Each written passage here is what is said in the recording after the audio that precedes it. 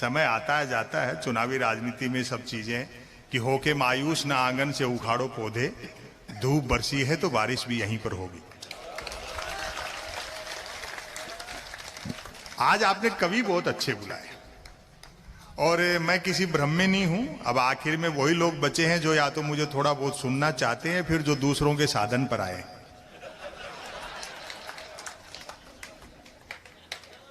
हाँ, कितने अच्छे कवि आपने बुलाए, वरना अब तक तो कवि सम्मेलन थोड़ा बिखर जाता है, लेकिन हर कवि को आपने बड़ी मोहब्बत दी। ये इस धरती का संस्कार है। भवानी प्रसाद मिश्र, मैं गीत बेचता हूं, सतपुड़ा के घने जंगल, जो हमने पाठ्यक्रमों में पढ़े, और परसाई जी का व्यंग बिखरा पड़ा है। नर्मदापुरम, नर्मदा नदी, यही बुधनी, टिमरनी, इटारसी, तमाम जगह मिलेंगी उनके व्यंग्यों में आपको। सरस्वती वंदना से शुरू हुआ कवि सम्मेलन, क्या बढ़िया मीठा स्वर था सुमन दुबे जी का। उनकी ट्रेन थी इसलिए उनको जाना पड़ा जल्दी, जोगी जी और वो चले गए। पिछले दिनों एक कवि सम्मेलन में फंसा। आजकल कवि सम्मेलन कैसे होने लग गए, यहां भी खूब होते होंगे। मैं कोई 20-25 साल पहले एक बार आया था यहाँ, एक बहुत बड़े मैदान में, स्टेडियम में शायद कवि सम्मेलन था। हाँ, क्या मीठा स्वर था। मैं पिछले दिनों एक कवि सम्मेलन में था, कवयित्री ने सरस्वती वंदना की और बहुत बेसुरा गा रही थी। वंदना के बोल थे, मां मुझे स्वर का ज्ञान दे। मैंने कहा भाई वंदना अपनी जगह है, मांग वाजिब है। कवि सम्मेलन वो अच्छा, वही कविताएं वही रचनाएं होती हैं हर रात, वो थोड़ा बहुत नया होता है, लेकिन कवि सम्मेलन हम लोग वो अच्छा मानते हैं जिसमें हम लोगों को संतुष्टि मिलती है। और आज का कवि सम्मेलन वैसा ही है। हर कवि को हम ऐसे सुन रहे हैं जैसे पहली बार सुन रहे हैं। कुछ लोग शिकायत करते हैं, संपत सरल जी आपके 2-4 ऑडियो वीडियो क्या घूमे, आजकल आप पैसा बहुत लेने लग गए। मैंने कहा जी बात तो आपकी ठीक है, लेकिन आने जाने का किराया और साथ के कवियों को सुनने का मेहनता ना घटा दो तो बचता ही क्या है। कवि लोग परिहास में काफी महिलाओं के लिए कुछ बातें की, आप अन्यथा मत लेना। से परिवार आए हैं कई लोग, देखो देर रात तक बैठ करके सुन रहे हैं, अच्छा लगता है। और शादीशुदा हो तो पत्नी को साथ रखा करो, वरना मन की बात भी रेडियो से करते फिरोगे। स्त्री का त्याग संसार में पुरुष से बड़ा है। हम भले ही उसको धन्यवाद न दें, उसके आभार प्रकट न करें, ये अलग बात है, वो हमारी गृहस्थता है। वो पति ने डींग हाँकते हुए कहा, मेरा बड़प्पन देख जो तेरे से बिना देखे शादी कर ली। पत्नी बोली, मेरी भी हिम्मत देख जो तेरे को देखने के बाद भी मना नहीं किया। हाँ, वैश्विक परिदृश्य आप देखें, राजनीति का, अर्थशास्त्र का, सन्यासी व्यापार कर रहे हैं और व्यापारी सन्यास की सोच रहे हैं। हाँ। मूल मुद्दों की बात करो तो एक कैसेट बज रहा है 8-9 साल से। डीजल पेट्रोल हमारे हाथ में नहीं है, रुपया अंतरराष्ट्रीय कारणों से गिर रहा है, महंगाई बेरोजगारी के लिए कांग्रेस जिम्मेदार है, बाकी सारी समस्याएं नेहरू छोड़ गए, फिर भी कोई दिक्कत हो तो पाकिस्तान चले जाओ। अब ये कोई जवाब होते? और धीरे धीरे चीजें आ रही है सामने, कब तक करेंगे। अभी कुछ लोग कह रहे थे, अब श्रीलंका का हाल देखो आप, ये तो उस देश की दुर्दशा है जो पूरा सोने का था, हम तो सिर्फ चिड़िया थे। हा?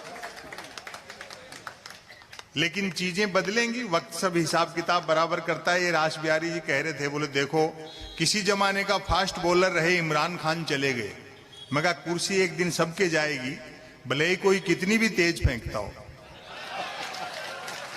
बहुत बढ़िया, बहुत बढ़िया भाई, बहुत बढ़िया। व्यापम की जिक्र कर रहे थे, मैं बताता हूं व्यापम क्या है। आवेदन एक ने किया, परीक्षा में दूसरा बैठा, इंटरव्यू तीसरे ने फेस किया, नौकरी मिली चौथे को और करता रहा 5वां, वेतन छठे ने उठाया और पेंशन हुई 7वें की। अब आपकी तालियां उठेंगी, जबकि 7वें की डेथ तभी हो गई थी जब पहले ने अप्लाई किया था। भाई वाह, मेरी इमेज ऐसी बना दी फौजदार जी जैसे मैं मोदी जी का विरोधी हूं। जबकि 2014 के पहले आप लोगों पे व्यंग करते थे, और सरकारें बदलेंगी, जो नहीं आएंगी उन पे भी करेंगे, लेकिन ये सुनना नहीं चाहते। आपने किसी वाजपेयी को हंसते हुए देखा 9 साल में? वो गृह मंत्री तो इतने गुस्से में रहते हैं कि जिसको पीटने दौड़ते हैं उससे आगे निकल जाते हैं। हंसो, उल्लास करो, नेताओं पर ऐसी सब चीजें होती हैं। अखबारों में कार्टून तक नहीं छप रहा है सरकार के किसी मंत्री का, प्रधानमंत्री का, गृह मंत्री का, कोई कार्टून नहीं दिखेगा आपको, लेकिन रास्ता फिर भी निकाल लेंगे लोग बाग। अगर अखबारों में इस तरह से कार्टून छपना बंद हो जाएंगे तो पाठक लोग इनके फोटोओं को ही कार्टून मानना शुरू कर देंगे। रास्ता तो निकलेगा, जनता हंसे बिना थोड़ी रहती है। मैं तो अगर भूल से भी ये कह दूं कि मोदी जी 2019 में विकास के दम पर दोबारा जीत के आए हैं, तो भक्त लोग गुस्सा करते हैं, जूता निकालते हैं कि शर्म नहीं आती प्रधानमंत्री के बारे में झूठ फैलाते हुए। बढ़िया बात है। लेकिन मैं सहज रहता हूं, आप लोग भी सहज रहा करो। वो होमवर्क देने के लिए छोड़े हुए हैं। वो जो 18% वोटर है ना, ये जो तमाम जो भी कुछ हो रहा है वो उनको होमवर्क के लिए अटका के रखा है। उनको होमवर्क दो, फिर वो उनके विरोधियों को होमवर्क देगा। इससे उनका काम आसान हो जाता है, दूसरों का मूल मुद्दों से ध्यान हट जाता है। होमवर्क मतलब उनसे बहस ही मत करो, मैं नहीं लेता हूं। अब एक ने कहा, बोले अब बनेंगे प्रधानमंत्री योगी जी। मैं कहा जल्दी बनाए यार, कपड़ों का खर्चा तो कम हो। होमवर्क मत लो आप। सरकारें आएंगी जाएंगी, ये लोग भी भोले लोग हैं, ये भी इस्तेमाल हो रहे हैं। समय इनको भी समझा देगा, कोई इनके लिए अलग से पेट्रोल पंप थोड़ी खुलेंगे। हाँ, मैं सहज रहता हूं। 2019 में जब चुनाव परिणाम आना शुरू हुए तो गुजरात से मेरे पास एक फोन आया, बोले और सुनाओ क्या हाल चाल है। कि आप तो बड़े व्यंग करते थे, मोदी जी तो बढ़त ले रहे। मैं सहज रहता हूं। बोले और सुनाओ क्या हाल चाल है। मैंने कहा हालचाल ठीक है और सुनाने का पैसा लेते हैं। बोले फिर जीत रहे मोदी जी। मैं कहा अच्छा, हमको भी नया नहीं लिखना पड़ेगा। होमवर्क मतलब। एक इनकम टैक्स के अधिकारी मिले, उन्होंने मजाक के मेरे मिलने वाले थे। बोले ऐसे तीखा लिखते हो सरकारों के खिलाफ। मैंने कहा साहब पहली बार थोड़ी लिख। बोले नहीं नहीं, बहुत तीखा लिखते हो, किसी दिन छापा वापा वाले भिजवा देंगे। मैंने कहा साहब एक हिंदी के लेखक के घर में लाइब्रेरी में गबन के नाम पर मुंशी प्रेमचंद के उपन्यास गबन के अलावा क्या मिलेगा। और अगली पंक्तियों पर आपकी दाद उठेगी। जो मैं सहज रहता हूं। मैंने कहा ऊपर किसी के दबाव में जबरदस्ती फंसाओगे तो हम भी बीजेपी ज्वाइन कर लेंगे। ये बढ़िया है। गैर भाजपाई किसी भी पार्टी का कितना भी भ्रष्ट हो, जिसको भाजपाई भ्रष्ट कहते हैं, वो जैसे ही बीजेपी ज्वाइन कर लेता है उज्जवल हो उठता है। शायद यही प्रधानमंत्री की उज्ज्वला योजना है। सारी नैतिकताएं ताक पर रख दी, यही सारे विषय हैं। तो हम तो लोग देखते हैं कि इसलिए नहीं चुनवाए तकदीर ने तिनके कि जब बन जाए नशेमंद तो कोई आग लगा दे। वो आजादी के दीवाने इसीलिए फांसी पे झूले थे। ऋग्वेद से चले थे, हनुमान चालीसा तक आ गए। कवियों ने, ऋषि मुनियों ने जो ग्रंथ खुद को ऊंचा उठाने के लिए रचे थे, वो दूसरों को नीचा दिखाने के काम आ रहे हैं। जिन नेताओं को अपने घर में, जिन सांसदों विधायकों को अपने घर में संविधान पढ़ना चाहिए, वो दूसरों के घर हनुमान चालीसा पढ़ना चाहते हैं। धर्मवीर भारती का एक नाटक है अंधायुग, उसका एक संवाद आपको सुनाता हूं। वो लागू होता है आज के देश काल वातावरण पे। युद्ध का 18वां दिन है, दोपहर बाद का समय। धृतराष्ट्र और गांधारी इंतजार कर रहे हैं संजय का कि वो आए तो खबर मिले कि दुर्योधन जीवित है या मर गया। 2 प्रहरी पहरा दे रहे हैं। अचानक सन्नाटा है और अंधकार बढ़ने लगता है। एक प्रहरी ने जो सवाल किया और जो दूसरे ने जवाब दिया, आपकी मोहब्बत मिलनी चाहिए क्या, मार्के की बात कह गए धर्मवीर भारती। अंधकार बढ़ता देख करके एक प्रहरी ने दूसरे से कहा, अचानक अंधकार कैसे बढ़ रहा है, जरा देखना तो। दूसरा प्रहरी बोला, अंधे राजा की प्रजा कहां तक देखे।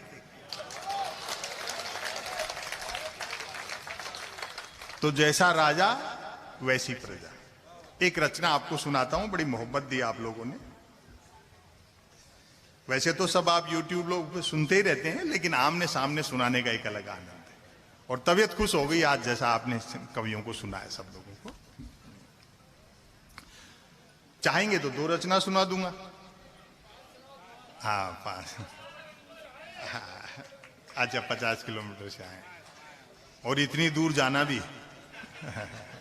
वो तो नहीं सोच रहे हैं। हाँ, हम तकनीक के दौर में जी रहे हैं। यहां विभिन्न जाति भाषा धर्म संप्रदाय के लोग बैठे हैं और विभिन्न पार्टियों के बैठे हैं, ऐसा मैं मानकर चल रहा हूं। आपकी विचारधाराएं कुछ भी हो सकती हैं, लेकिन सत्ताएं आएंगी जाएंगी। इन कवियों को सुनो। इस अंधेरे समय में यही एक जुगनू है जो थोड़ा टिमटिमा रहा है।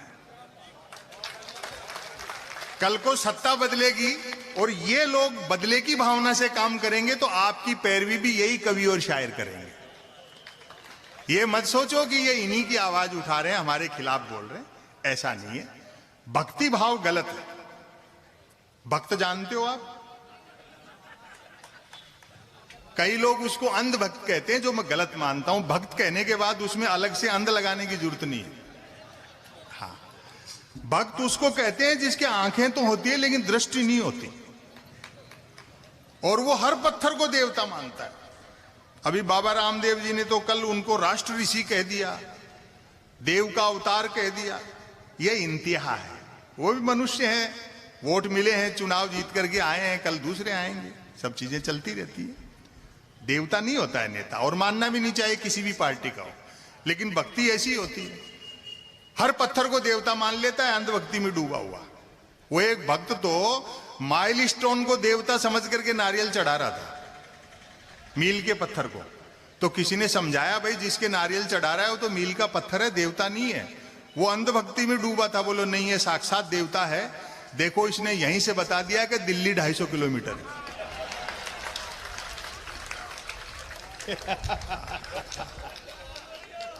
और सबसे बड़ी बात है कि इन भक्तों को उनका आराध्य जैसे समझाओ ना, वैसे समझ जाते हैं।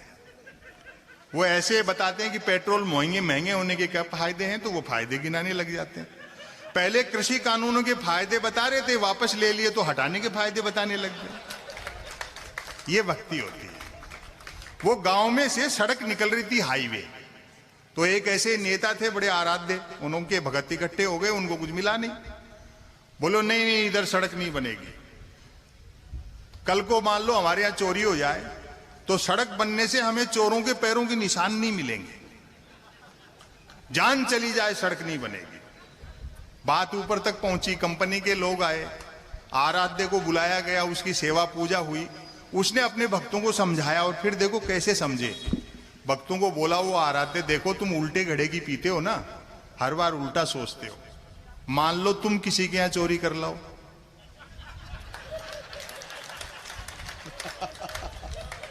तो कितनी अच्छी बात है कि तुम्हारे पैरों के निशान उनको नहीं मिलेंगे। सारे भक्त घर से कहती फावड़ा परात उठा लाए, बोले जान चली जाए, सड़क यहीं बनेगी। बहुत बढ़िया।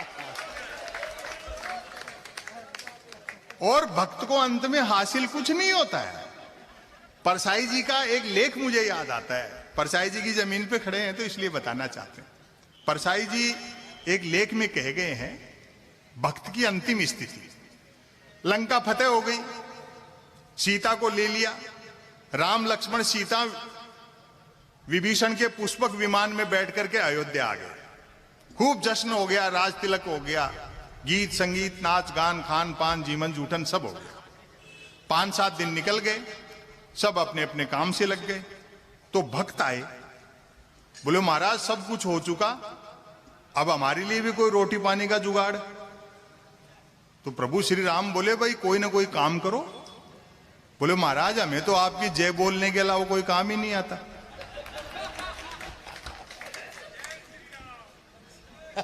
तो राम वो नहीं है।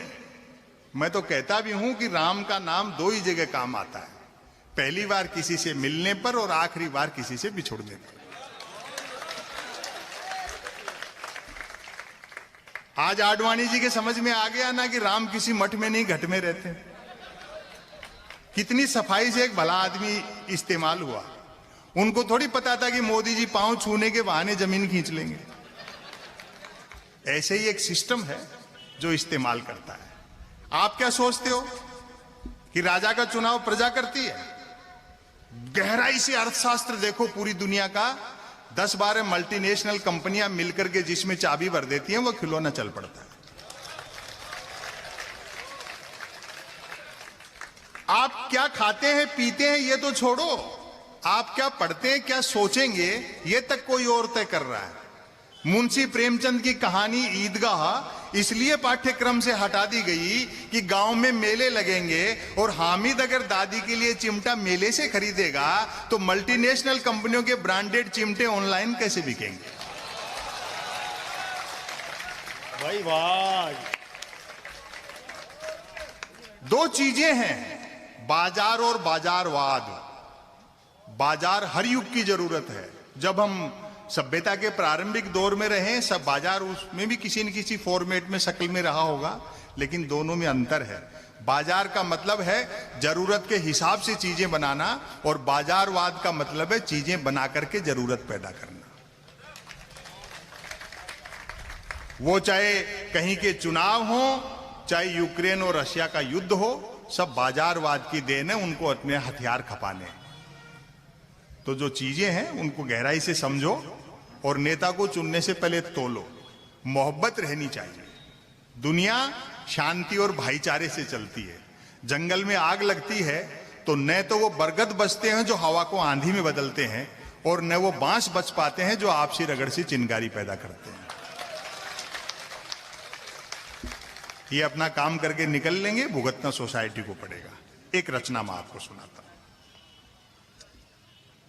मीडिया के बंधु यहां बैठे हैं?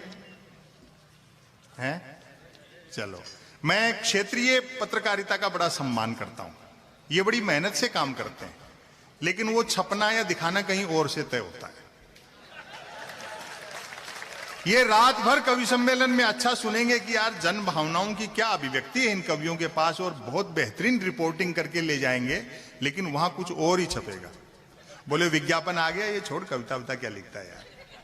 चौथा पेज का विज्ञापन मिलता है तो ये सब चीजें कर देते हैं। लेकिन ठीक है, आप अपना काम ईमानदारी से, थोड़ी बहुत गुंजाइश कहीं की निकाल लिया करो। हाँ, क्षेत्रीय पत्रकार मेहनत से काम करते हैं। बाकी जो वहां बैठे हैं वो तो आप सब देख ही रहे हो। वो पत्रकारिता का समय देखो। सुनो भाई साधो, ये माजरा क्या है, ये कालम छपते थे परसाई जी के। क्या बात, प्रतिदिन क्या बेहतरीन व्यंग्य होते थे उनमें। नवा टाइम्स के अंतिम पेज के बाएं कोने पे शरद जोशी का प्रतिदिन छपता था और अखबार वहां से शुरू होता था। और ऐसी आक्रामक बात लिखते थे शरद जोशी जी, नाम लेकर के लिखते थे। परसाई जी नाम लेके लिखते थे। हम ही कोई नाम लिख के कोई व्यंग नहीं कर रहे हैं, हम उसी परंपरा का निर्वहन कर रहे हैं। यहाँ का तो मुझे पता नहीं, हमारे यहाँ तो अखबार 3 चीजों के लिए पढ़े जा रहे हैं: बिजली कटौती, उठावना और राशिफल। और रोज नए निकलते हैं। एक दिन तो अखबार के दफ्तर से 2 लोग आ गए, बोले संपत सरल जी नया अखबार लॉन्च कर रहे हैं, आप भी ग्राहक बन जाओ। क्योंकि अखबारों का अब कोई पाठक तो बनता नहीं, ग्राहक ही बनते। 1 रुपए में 16 पेज।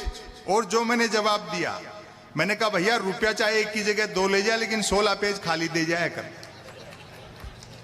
फिर मैंने रिसर्च की कि इतने अखबार बिकते कैसे हैं। तो अचानक एक दिन एक अखबार के दफ्तर से फोन आया, बोले संपत सरल जी आज आपका नाम हमारे अखबार में छपा। मैं बड़ा खुश हुआ जी, आपका अखबार कहाँ मिलता है? बोले हमारा अखबार कोई होकर नहीं बांटता है, जिस किसी का नाम छप जाता है दिन भर वही खरीद खरीद कर बांटता है। जिस मीडिया को जनता के लिए मोमबत्ती होना था वो सत्ता के लिए अगरबत्ती हो गया। प्रधानमंत्री कदम ताल करते हैं तो मीडिया उसको मार्च पास्ट बताता है। टेलीविजन पे प्राइम टाइम देखते हो ना, वो बहस जैसे किसी जमाने में अवध के नवाब मुर्गे लड़ाते थे। 4 जन बहस आते हैं, एक मुद्दे का विरोधी, दूसरा मुद्दे का समर्थक, तीसरा बुद्धिजीवी दोनों को हड़काने वाला, और चौथा एंकर तीनों को भड़काने वाला। बहस होनी होती है गरीबी की रेखा पर और करते रहते हैं रेखा की गरीबी पर। तो ऐसे दौर में आप सब लोग बैठ करके इन रचनाकारों की बातें सुनते हैं। मैं एक रचना आपको सुनाता हूं। बैठिए बाबू जी, कोई बात नहीं। ये तो धड़ल्ले से जा रहे हैं। मेरे टाइम तो कई लोग बंद मोबाइल कान के लगा के निकलते हैं।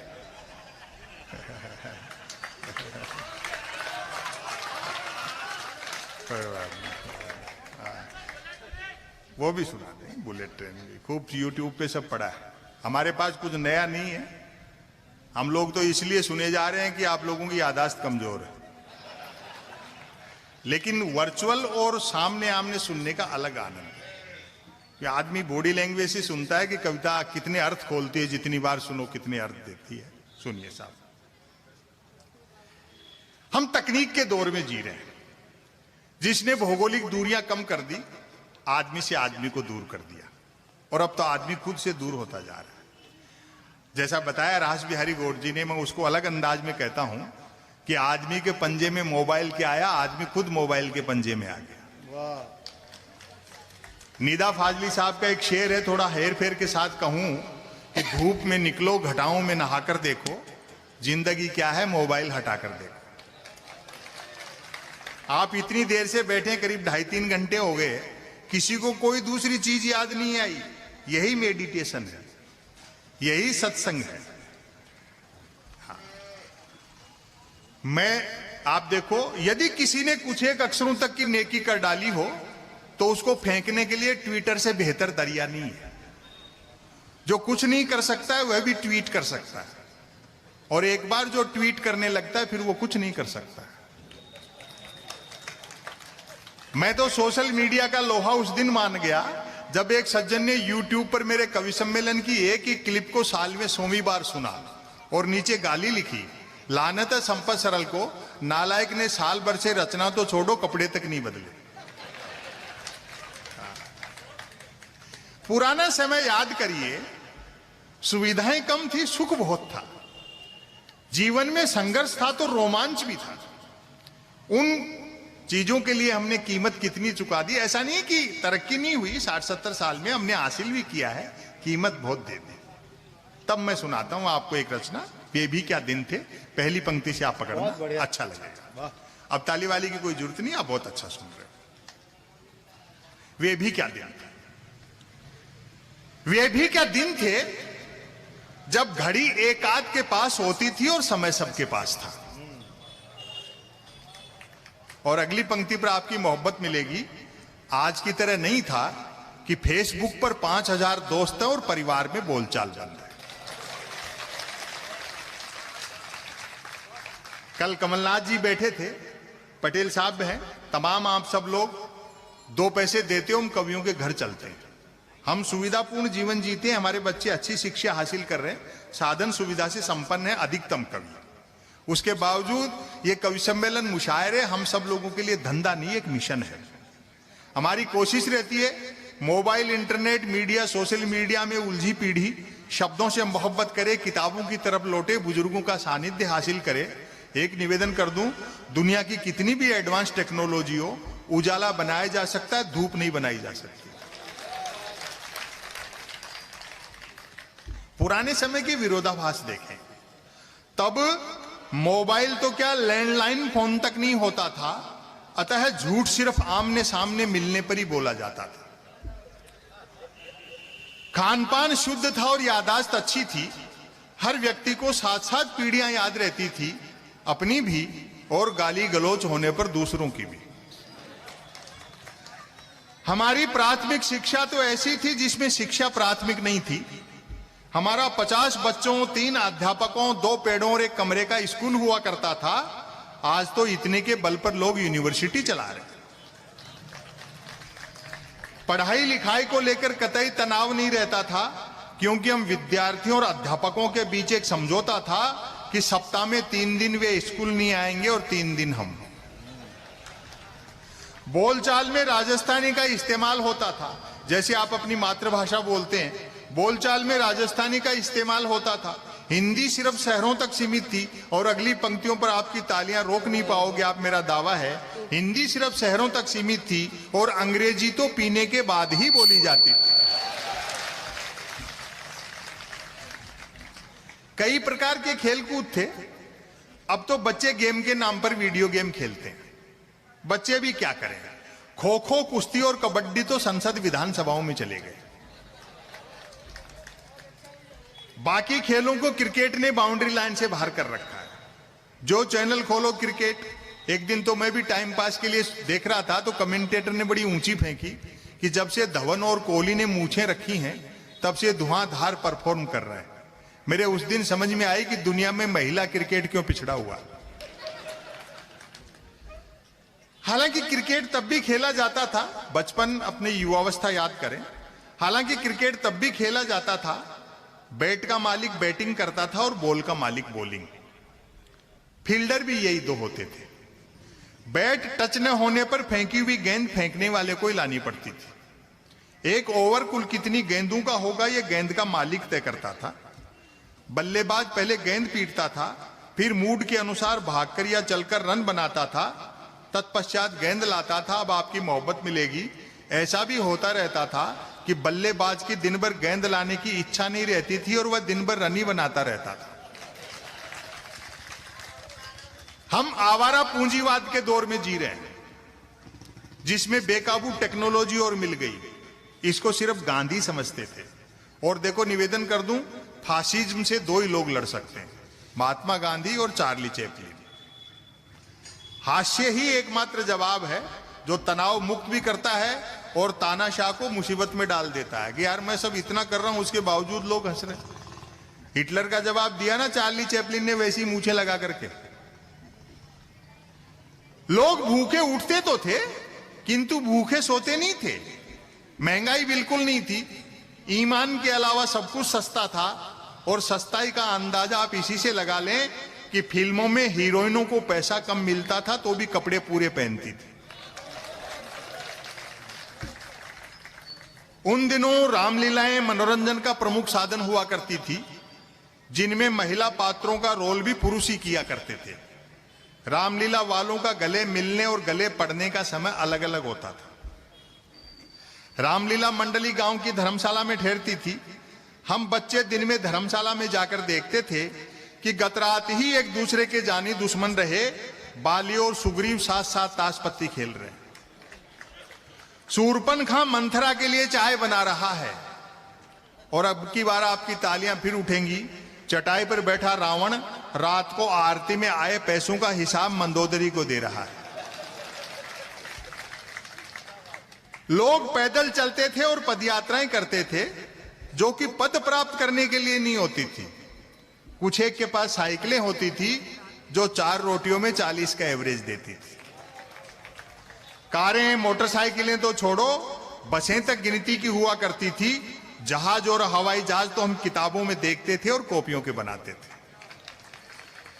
याद आती हैं वे मीटर गेज की कोयले के इंजन वाली गाड़ियां।